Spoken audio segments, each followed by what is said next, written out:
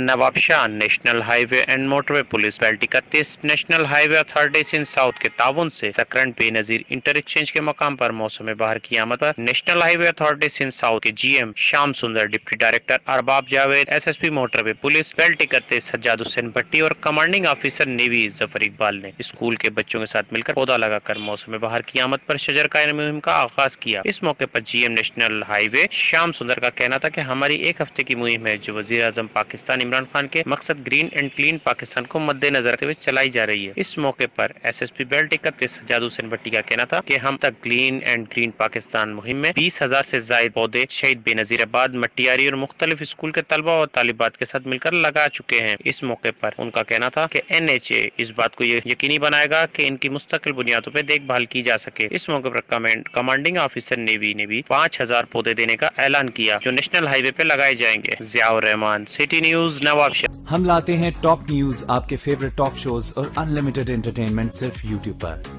अगर आपने अभी तक हमारा चैनल सब्सक्राइब नहीं किया तो अभी सब्सक्राइब करें और बेल आइकॉन को क्लिक करके हमारी लेटेस्ट वीडियोस के बारे में अपडेट जानें।